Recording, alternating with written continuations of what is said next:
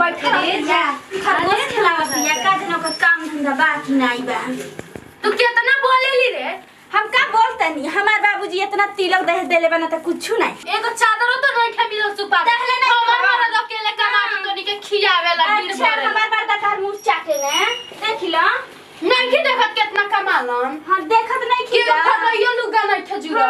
बैठा रह तनी खाली अब देख तू हमरा से जबान मत लड़ाओ समझ गई का बात मत लड़ाओ। का भइला हो अब देखत नहीं का भइला देखत नहीं है बिहाने से हमरा से जबान लड़ावतिया। का भेला रे काहे तू जुबान लगाउ चले रे ई खुदा लगावती है बैठ के खरगोश चरावती है खिलावती है दिन भर।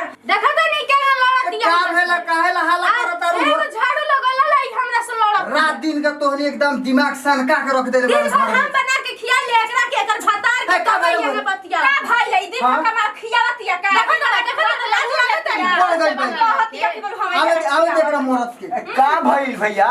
ए तू अपना मेहरारू का समझा ले काथी कइले रे? कमा के घर चलावले हम मौज करबा दिन भर साले आ तोहर मेहरारू घर में छती चलाई इतना सुनर मेहरारू के आज मामा और के थी कर साले मारू के तोरो का साले गोतर तूर दे मारते मारते ना तो साले मेहरारू को तू अपना समझा ले हमरा मेहरारू से मुंह न लगत आई हाथ लगैलो न।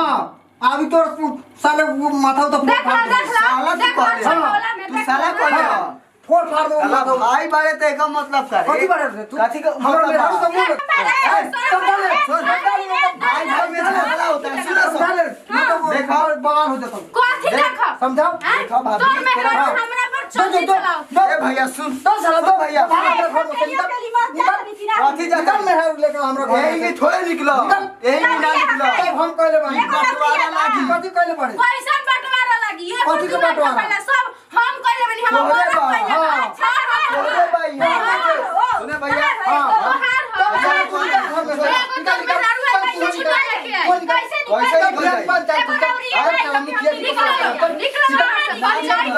पंचायत होई बंटवारा लागी सब हमरा में ना जा तू हमरा में ना जा छोड़ दे साला समझा मेहरारू को तू अपना ये मेहरारू के कथी समझाई लड़ी या तो बेथी करी कथी लड़ी कथी लड़ तू अपने होबले मारा देखा कहां उठा देला हाथ उठा देला हाथ उठा देली हां तू उठा देली हां नहीं मत हो गई हां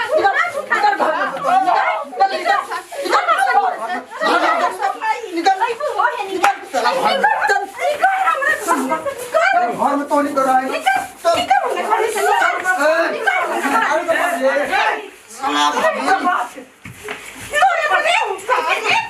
साला भाई साला के लड़का में खेलई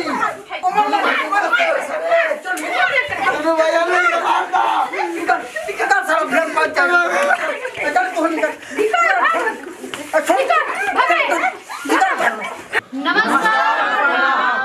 हम एक्टर ओके राज और आज हमारी पूरी टीम एवीएम की पूरी टीम कॉमेडी शूट किए हैं आज।